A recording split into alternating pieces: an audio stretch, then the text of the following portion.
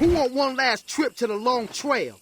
Season 2 and EVO Japan are quickly approaching, and as such, the player spirits are rising. On Twitter 4 days ago at the time of recording, EVO was highlighting how Harada would be on stage talking about fighting games, talking about character designs, and talking about Tekken.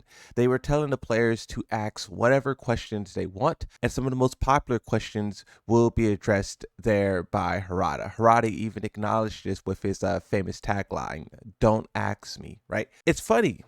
At the same time as this tweet was going on, you had this huge conversation about cheaters taking place. The main man Sweet made a video 2 days ago at the time of reporting that cheating is widespread in Tekken 8, and he basically talked about the whole situation. The Discord, how long this problem has been going on for, which is about like 10 years, going all the way back to like Tag 2, I think even further to Tekken 6. Something that he also highlighted was how advanced these cheats have gotten. Just looking at what the developers say, they basically use some sort of system to look at players' inputs to tell if they're cheating. But if we look at the example that the main man Sweet given, how you could turn some of these cheats 50% on, break 50% of throws, duck 50% of highs, low parry 50% of lows. I wonder if that percentage feature that these cheats offer is enough to escape the developers and their monitoring of players' inputs. Because I don't know if they have something like Call of Duty where they look at the actual software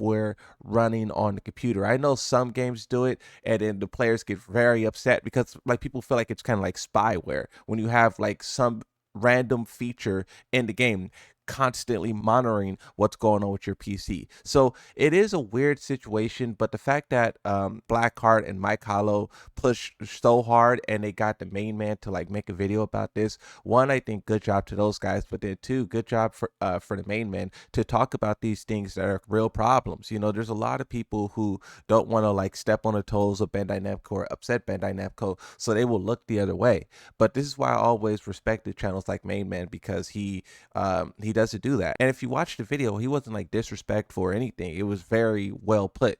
But he also tackled a lot of the real problems. Now, this is where we talk about the next thing, right? I seen a tweet from Blackheart where he was talking about how he was disappointed that Bandai Namco and no one at Namco contacted or acknowledged or reached out about these cheats. And I kind of knew that this would be the case. I knew that they wouldn't put out a tweet about this situation. I believe there was some tweet in the past where they talked about a similar situation where they were saying like, if we talk about these things while not having a legit way to stop it, it's basically telling the whole world that you can cheat in our game and currently we have nothing to do about it. I believe that's what they said about plugging about a year ago. But at the same time, you have to wonder, like, in the long run, what will they do to fix this situation? I can't say too much, but I was talking with a guy in my DMs and he has connections. So I know that the developers seen this discussion, and it's just a matter of like if they can do something and how they're going to react. Now, if we move on and we talk about something else that Bandai Namco is doing, this is where things get pretty interesting. So this comes from Event Hubs. They pulled it from Bandai Namco's official Japanese website and they translated it to English, but they also added a little bit more context. So I'll read from their website. Bandai Namco has announced recently via their official Japanese website that they are pursuing increased licensing opportunities to strengthen their intellectual properties. What this actually means remained unconfirmed, but they're looking to partner with more companies in order to bring their characters and stories to more people through collaborations or increased merchandise pushes. That is pretty fascinating. I was watching a video on YouTube about Warner Bros. Discovery, and in that video they were talking about how basically everything Warner Bros. Do is trash. Their games, trash. Their business making decisions, trash. And one thing that Warner Bros. Discovery does to make a lot of money is basically just license their things out. Like I think Call of Duty did a Ninja Turtle skin, right? That's Warner Bros. Discovery. And that's how they make a ton of money. And if Bandai Namco went that same route, one, that would mean Tekken would pop up in many other places, and not only Tekken, but Soul Calibur and pretty much whatever else they decide to do. But then two, that means they have other revenue sources because you know it's all about chasing that revenue, pleasing the investors. But going back to Tekken, I think one thing that Tekken has severely lacked over the ages was that marketing push. I think Tekken could be just as strong as Mortal Kombat, as Street Fighter in like a culture presence type of sense if Bandai Namco pushed it. I see over and over again that new people show up or they see Tekken, they see a short, they see a TikTok, and they're like, oh, what game is that?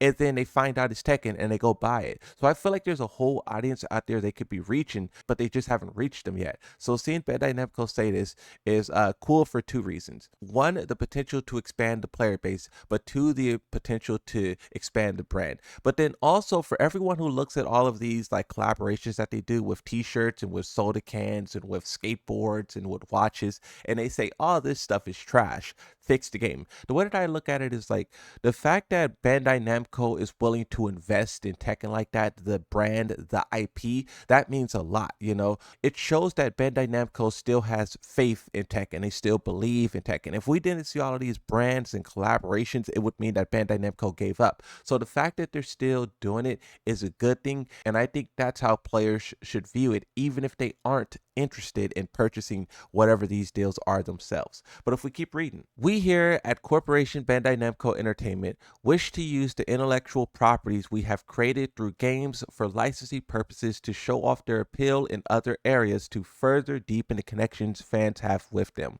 We have opened a licensing business site today in order to contact with partners for licensing purposes.